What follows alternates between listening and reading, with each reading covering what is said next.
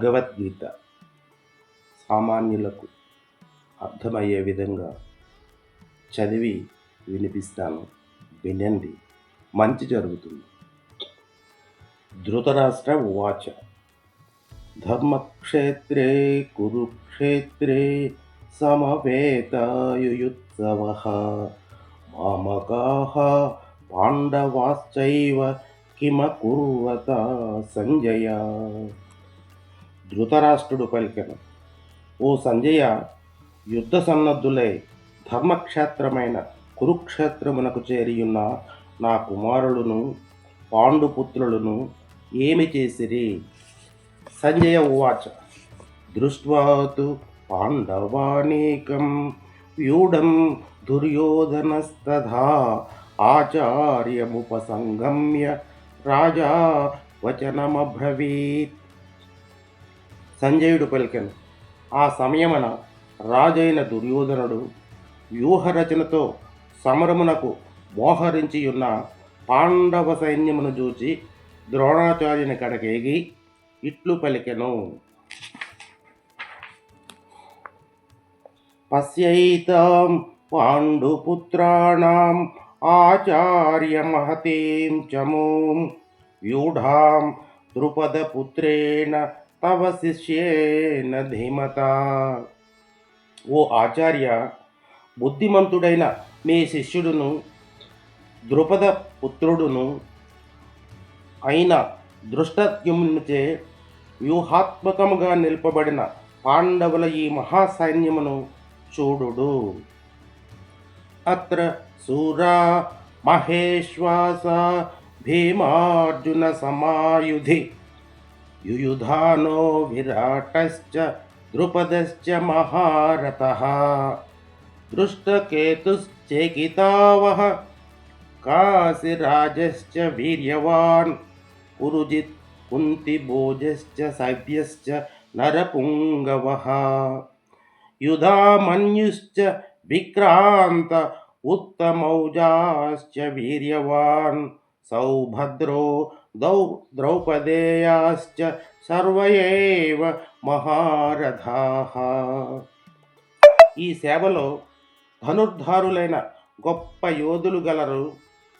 వారిలో సాత్యకి, విరాటుడు, మహారథి అయిన ద్రుపద మహారాజు, దృష్టకేతువు, చేకితానుడు, వీరుడైన కాశీరాజు, పురుజిత్తు, కుంతిభోజుడు, సర్వశ్రేష్ఠుడైన సైభ్యుడు, పరాక్రమవంతులైన యుధామన్యుడు, వీరుడైన ఉత్తమౌజుడు, సుభద్రాపుత్రుడైన అభిమన్యుడు, ద్రౌపది యొక్క 5 పుత్రులను కలరు.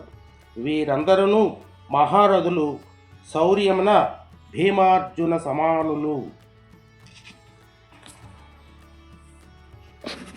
అస్మాకం తు విశిష్టా ఏ తాన్నిబోధ ద్విజోత్తమా నాయకా మమ సైన్యస్య సంజ్ఞార్థం తాన్ బ్రవీమితే.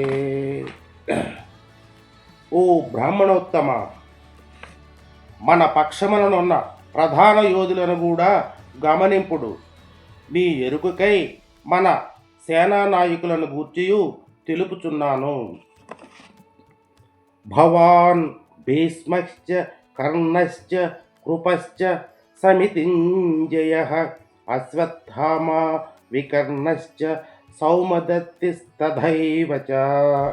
మీరును భీష్ముడు, కర్ణుడు, సంగ్రామ విజయుడగు కృపాచార్యుడు, అశ్వత్థామ, వికర్ణుడు, సోమదత్తుని కుమారుడైన భూరిశ్రవుడు ఇందు ముఖ్యులు. అన్యే చ బహవః శూరాముదర్ధే త్యక్తజీవితాః నానాశస్త్రప్రహరణాః సర్వే యుద్ధ విశారదాః. ఇంకను పెక్కుమంది శూరులను, వీరులను మన సైన్యమునందు కలరు. వీరందరూ యుద్ధ విశారదులు, నానా శస్త్రాస్త్రధారులు. నా కొరకు తమ ప్రాణముల నుడ్డి అయినను యుద్ధము చేయుటకు సిద్ధముగా నున్నవారు. అపర్యాప్తం తదస్మాకం బలం భీష్మాభిరక్షితం పర్యాప్తం తిదమేతేషాం బలం భీమాభిరక్షితం. భీష్మ పితామహునిచే సురక్షితమై అపరిమితముగానున్న మన సైన్యము అజేయమైనది. భీమునిచే రక్షింపబడుచు పరిమితముగానున్న ఈ పాండవ సైన్యమును జయించుట సులభము.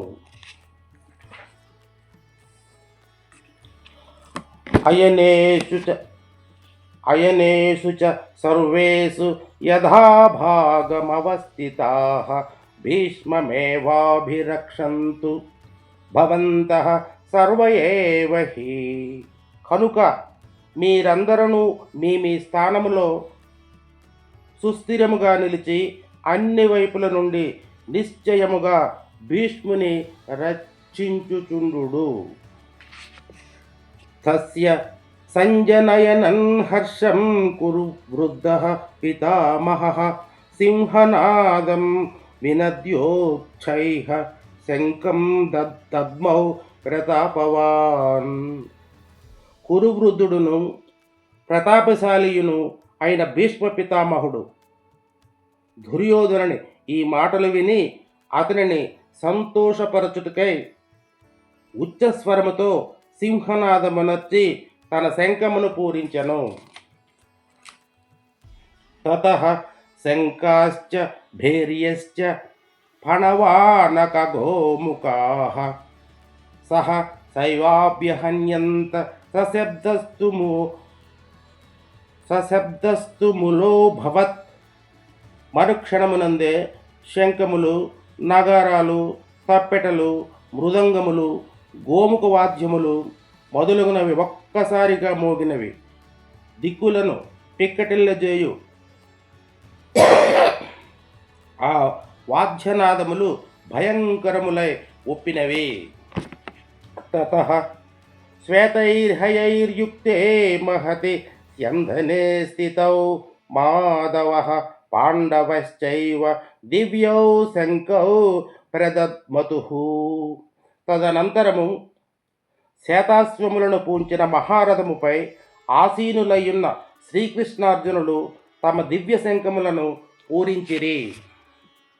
పాంచజన్యం హృషీకేశో దేవదత్తం ధనంజయః పౌండ్రం దద్మౌ మహాశంఖం భీమకర్మావృకోదరః. శ్రీకృష్ణుడు పాంచజన్యమును, అర్జునుడు దేవదత్తమును పూరించిరి. అరవీర భయంకరుడైన భీముడు పౌండ్రము అను మహాశంఖమును పూరించెను. అనంత విజయం రాజా కుంతీపుత్రో యుధిష్ఠిరః నకులః సహదేవశ్చ సుఘోషమణి పుష్పకౌ. కుంతీపుత్రుడును రాజును అయిన యుధిష్ఠిరుడు అనంత విజయము అను శంఖమును, నకుల సహదేవులు సుఘోష మణిపుష్పకము అను శంఖములను పూరించిరి. కాశ్యశ్చ పరమేశ్వాసః శిఖండీ చ మహారథః దృష్టద్యుమ్నో విరాటశ్చ సాత్యకిశ్చాపరాజితః ద్రుపదో ద్రౌపదేయాశ్చ సర్వసః పృథివీపతే సౌభద్రశ్చ మహాబాహుః శంఖాన్ దద్ముః పృథక్ పృథక్. ఓ రాజా, మహాధనుర్ధారులైన కాశీరాజు, మహారథుడైన శిఖండియు, దృష్టద్యుమ్నుడును, విరాటరాజు, అజేయుడైన సాత్యకియు, ద్రుపద మహారాజు, ద్రౌపది యొక్క 5 పుత్రులను, భుజబలశాలియు సుభద్రాపుత్రుడును అగు అభిమన్యుడును తమ తమ శంఖములను వేరువేరుగా పూరించిరి. సఘోషో ధార్తరాష్ట్రాణాం హృదయాని వ్యధారయత్ నభశ్చ పృథివీం చైవ తుములో వ్యనునాదయన్. పాండవ పక్ష మహాయోధుల శంఖ నినాదములకు భూమ్యాకాశములు దద్దరిల్లినవి. ఆ శంఖారావములకు ధార్తరాష్ట్రుల హృదయములు కకావికలములైనను. అథ వ్యవస్థితాన్ దృష్ట్వా ధార్తరాష్ట్రాన్ కపిధ్వజః ప్రవృత్తే శస్త్రసంపాతే ధనుర్యమ్య పాండవః హృషీకేశం తథా వాక్యమిదమాహ మహీపతే. అర్జున ఉవాచ సేనయోర్యుభయోర్मध्ये రథం స్థాపయ మే అచ్యుత.